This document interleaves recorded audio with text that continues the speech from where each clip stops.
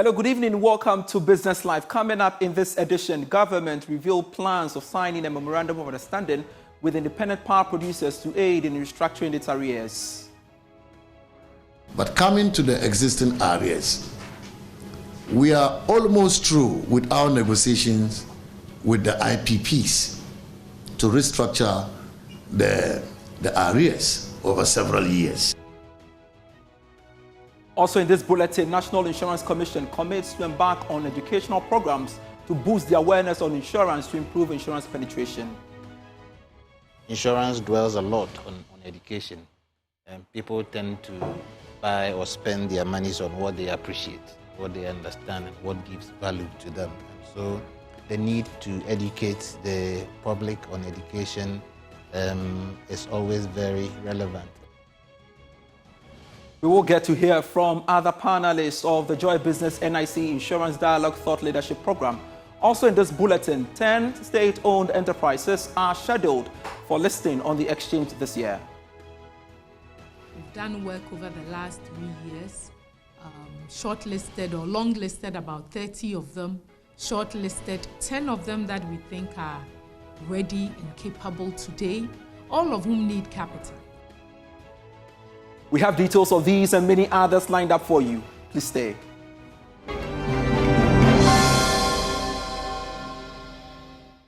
Thanks so much for your time. I am Pius Kojo Baka. We can now take a look at our stories. And Finance Minister Dr. Mohammed Amin Adam has revealed that the ministry will soon sign a memorandum of understanding with independent power producers to aid in the restructuring of its arrears. The minister admits the arrears are huge, hence the need for government to expedite its engagement with the IPPs to avoid power outages and huge energy sector debt. He was speaking at the ministry's press conference on the state of the economy. The finance minister on the energy sector today said the ministry is engaging the IPPs and they are really making headway with respect to the negotiations on some of these debts being cleared very soon. The energy sector continues to be a border for us because the arrears, as we know it today, is still huge on our books. But coming to the existing arrears, we are almost through with our negotiations with the IPPs to restructure the arrears over several years. And as I speak to you, I believe in the next 2 to 3 weeks, we'll be signing those agreements with the IPPs we have concluded negotiations with. We have even started showing good faith to the IPPs by making some payments that we had agreed to do with them. On the small and medium enterprises sector, the finance minister indicated that the government is putting up measures to address challenges affecting the financing within the SME space. Preliminary consultations with stakeholders unearthed 3 main challenges for SMEs, namely access to finance, access to markets and exports, and tax constraints and formalization. Government is determined to address particularly the financing challenges which have become very critical in SME development. This will ensure that we generate growth internally from SMEs, underpinned by a robust SME financing ecosystem that can be leveraged as a vehicle for sustainable growth. As I speak to you, we are talking to various agencies of state, the private sector, such as the financial institutions, and we are reviewing our existing SME programs, all aimed at consolidating our efforts at providing opportunities for Ghanaian SMEs. A comprehensive SME financing strategy is being developed. On the IMF program, the finance minister says government is making sure it meets its targets. With the 3rd review expected to come off in November 2024. And each time we are successful with the review, we will see disbursement of funds from the IMF. And this is all included in the $1.2 billion disbursement we are expecting this year, which will not only come to build our reserves, but will also strengthen our currency and also provide support for budget implementation. For Joy Business, James Ishen. Away from the Ministry of Finance, the National Insurance Commission has admitted that the low insurance education, basically on education, was part of the country's low insurance coverage. According to the Commission, many individuals lack knowledge on the need to insure or invest in insurance. Acting Insurance Commissioner Michael Ando said the Commission will support educational programs to ensure many Ghanaians get the right information on insurance. He was speaking at the Joy Business NIC Insurance Dialogue, a thought leadership forum on the Joy News channel. Insurance dwells a lot on education. People tend to buy or spend their monies on what they appreciate, and what they understand, and what gives value to them. And so the need to educate the public on education is always very relevant. And the NIC, together with the industry, is doing a lot to do the education. There's the Insurance Awareness Coordinators Group, the IACG, you must have heard of, that the industry put together to lead this public education on insurance. We know that we have different segments of the population, and so strategies or methods, plans have been made for the various segments of the population to be able to reach out to them, the market women, the artisans, the school children. So there are various programs for all these segments of the population to help them to begin to have some basic knowledge on insurance. There are some planned programs that are run, and wherever the opportunity also comes up, we visit the school children. These are primary, JHS, SHS, university students. There are insurance fairs that we have on various campuses to, again, educate them. In terms of the traders and the artisans, we have something we call the micro and business clinics, which we do in the market, basically to draw the attention of these traders and artisans. Let's get to hear other panelists on the program because the president of the Chartered Insurance Institute of Ghana, Solomon Lati, has disclosed that his outfit has instituted a database that will monitor insurance companies from undercutting policyholders. Speaking on the same program, Mr. Lati explained that some companies undercut policyholders in a bid to boost profits, hence the move to minimize the rate of unfair treatment in the sector. Undercutting is a very major issue in the industry, and you can look at it from two angles, the angle of the company itself and the angle of the individual. And this is an instance where they quote prices below the industry standards of what the product offers to an individual. Yeah. Most products, we have minimum rates that has been determined by both the GIA and the National Insurance Commission, so we know the limits. But eventually you realize that prices are going below what they are supposed to be. What's the cost? And let me also take a step back. Reports show that many insurance companies are not making technical profits. We are making... I'll come back to you on the one. We are not making technical profits. So you see that many insurance companies are still profitable, but most of their profit is coming from investment income and other sources. The reason is that every insurance company is looking at the chance to grow their premium and the size of their books. What are we doing as an institute? What we have decided to do now is to ensure that we have a database of all practitioners and professionals, because the institute has the capacity or the ability, according to the Act 143, to penalize people who are seen to betray the cause of insurance professionalism, for want of a better phrase. So we have that. And once we find out that you've done something wrong, we will report you to the GIA. We will first expand you from our records. We report to the GIA, who would also take action. The NIC would also take action, which means, in effect, that you might never be able to practice. And it started happening? At all. It has started happening. Let's now go to the stock market, because the managing director of the Ghana Stock Exchange, Abna Moa, has revealed that approximately 10 state-owned enterprises are scheduled for listing on the exchange this year. She emphasized that this move aims to provide Ghanaian investors with opportunities to invest in these companies, thereby supporting their ongoing operations. She made these remarks during the MD's time with the media session held in Accra. We've done work over the last 3 years, shortlisted or long-listed about 30 of them, shortlisted 10 of them that we think are ready and capable today, all of whom need capital. They all need capital. And what do they normally do? They go to government and say, keep giving us money. Government is not in position to keep giving them money.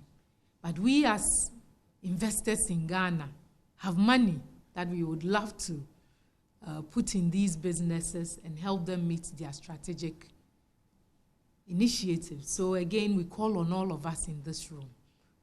As you go on the Ministry of Finance website and you look at the state ownership report, which shows the financial performance of all these SOEs, you should be asking, why isn't Company A or Company B on the stock market?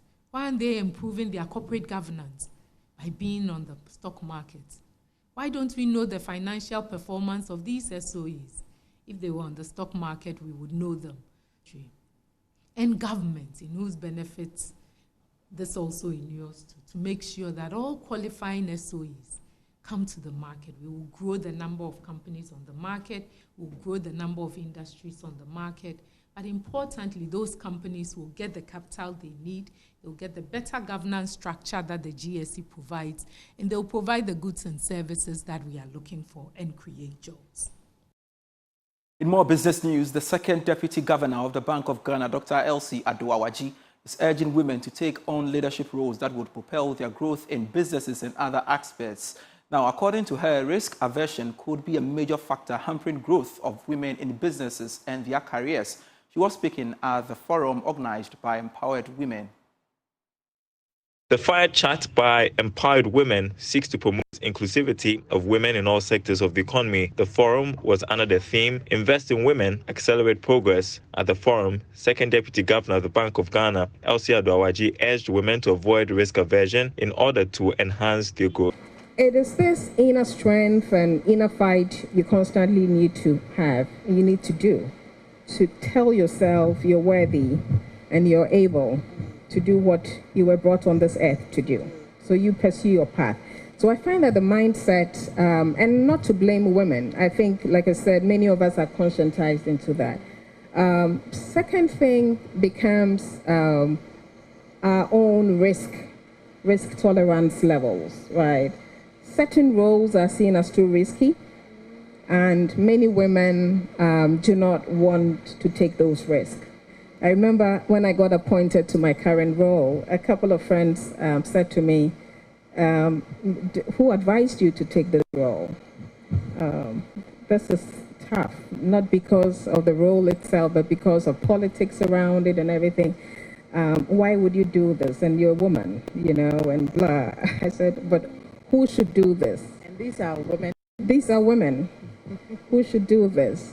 And so sometimes it's us, right? So I think that the risk levels that women want to tolerate sometimes are not the same as men want to tolerate. Chief Executive of Busari Africa, Taka Awori, encouraged women to prioritize and manage their time judiciously. And so what time blocking is that you take those priorities and you schedule them in. Because what I noticed is that the meetings that were scheduled are what were happening. 5.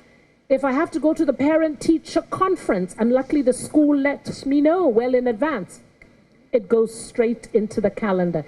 If I'm doing the doctor's appointment for the annual check, it's going into the calendar. And so the team around me gets a sense of These are if I travel, they say, the day you come back, you should not be working. Block it. The forum provided participants with the opportunity to learn and network. More on women businesses. The chairman of McDan Group, Dr. Daniel Macaulay, is entreating women-led businesses to seize opportunities that may require calculated risks to access funding in order to fuel their business growth. According to him, women must not shy away from taking risks that could propel the growth of their businesses. He was speaking at the maiden edition of the Women in Business Dialogue series. The maiden edition of the Women in Business Dialogue series themed Investing in Women-Owned Businesses for Ghana's Transformational Agenda, a call for action focused on the significant roles women entrepreneurs play in driving economic growth. The dialogue presented an opportunity for players in the industry to deliberate on ways to improve and build women-led businesses. In an interview, Chairman of McDan Group, Dr. Daniel Macaulay, encouraged women to take needed risk and ensure that they merit funding from institutions. I believe that women are the bedrock of this country. So assessing funding and pushing for things, I believe that it lies in themselves. I, in my own small way, supporting women.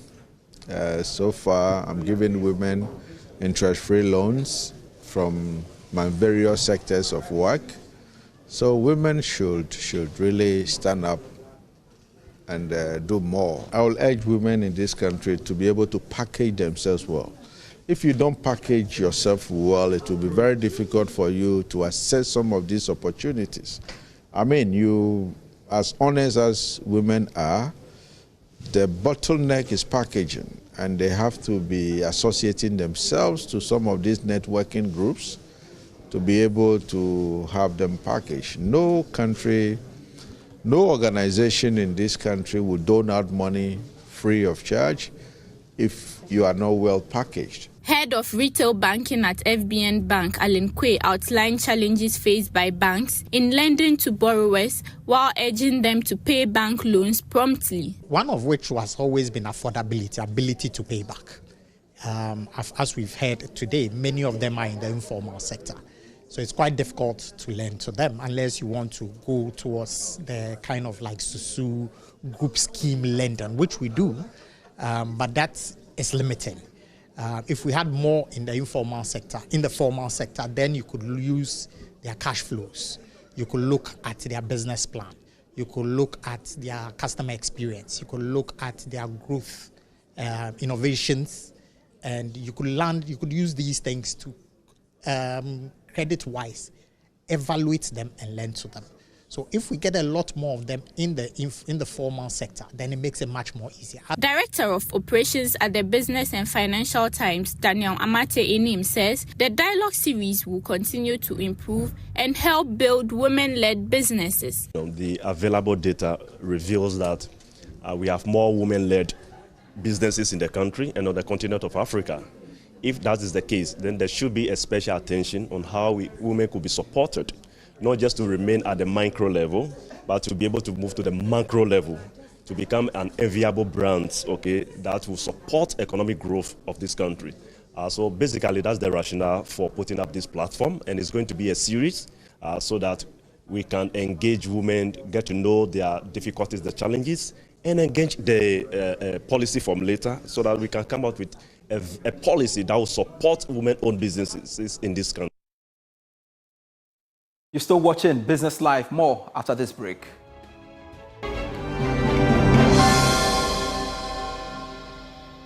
Hello, welcome back to Business Live. The Managing Director of the Bank of Africa has expressed optimism about the country's economic fortunes despite previous setbacks. According to him, there are huge opportunities that lies within the micro, small and medium business ecosystem. He spoke to Joy Business after his outfit hosted the Moroccan community and its ambassador and some customers of the dinner of the bank to break the Muslim fast.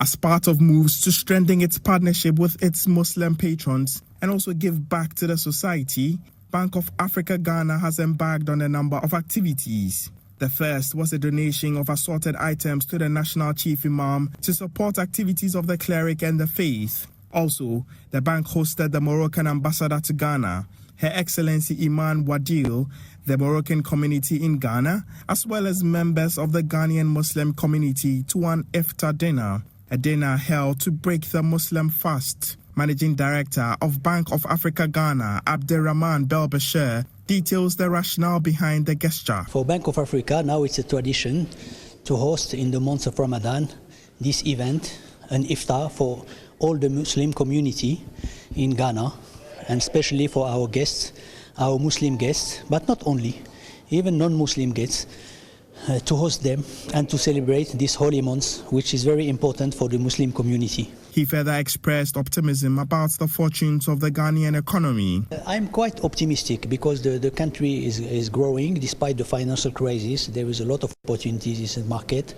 and we are committed as Bank of Africa Ghana to finance, and especially the SME market, the small and medium enterprises, because we think this is the engine of the economy of Bank of Ghana, and we are developing different products and services for this category of customers in order to develop our support for the SMEs. The Moroccan ambassador to Ghana, Her Excellency Iman Wadil, emphasized the need to give back to the community during the holy month. Ramadan is also a time of contemplation, a time of fasting, and a time for Muslims to reflect and devote themselves to Allah by recommitting themselves to practicing their faith's tenets of charity and good deeds.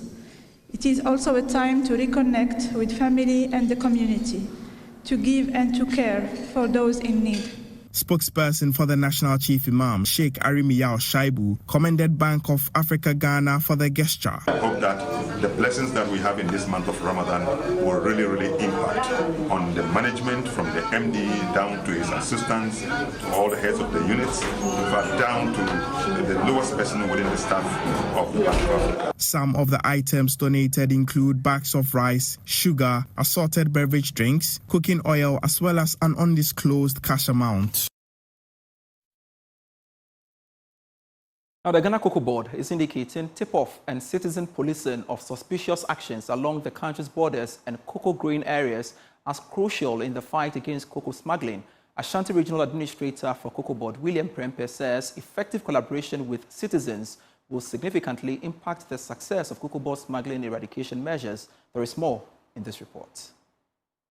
The Ghana Cocoa Board confirmed to Parliament's Public Accounts Committee that the company lost over 150,000 metric tons of cocoa beans to smuggling in 2023. The borders of the country, especially the Volta and Eastern regions, see more cases of cocoa beans smuggled into neighboring countries. The Ashanti Regional Administrator for Cocoa Board, William Prempe, confirms Cocoa Board's anti-smuggling task force, in collaboration with the security agencies, intercepted about 3,000 bags in the second week of March only. We've realized that some of the cocoa is smuggled through the Volta region area and the Eastern region area. So there's a collaboration between Ghana Cocoa Board and the Army and the BNI. So we started monitoring that place, and also Eastern region.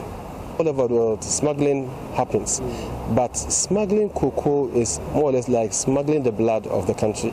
Now, based on the time that we started doing that, we've been intercepting some. Recently, we just intercepted more than about 3,000 bags. So that's part of the steps. The perpetrators rebags the beans from jute sacks into polythene bags in order to evade security checks. William Prempe is admonishing the public to be on the lookout for suspicious activities and carriages within border towns. He says the fight against cocoa smuggling is largely a responsibility for all. And smuggling cannot be detected if there's not a tip-off. So then there should be a way to motivate Ghanaians. One, I believe, Ghana Cocoa believes we should all have this ownership. We should own cocoa as ours. So much that when you know that this cocoa leaving, if it leaves, it's going to affect the foreign exchange of this country, then I will give a tip-off. So, but we need the help of Ghanaians. We need help of Ghanaians. Let us think about the future. At least over the years, any time that money comes for cocoa, it has a way of cooling down the foreign exchange temperature. The Ashanti Regional Administrator for Cocoa Board made these comments at the back of sensitization program for some students. The event aims to instill and highlight the importance of cocoa production in the growth of the Ghanaian economy. The party And that's it for the bulletin. But before we go quickly to myjoyonline.com/business, great stories on that portal. Let's go there now. We are expecting about $1.2 billion from IMF, World Bank, others to further stabilize cedi. That's according to the Minister of Finance, Amin Adam. Also, bond market turnover dropped by 68% to 564.40 million cedis on the stock market there. That's it for the bulletin. I am Pius Kojo Baka. See you same time tomorrow. Do enjoy the rest of our programs. Bye-bye.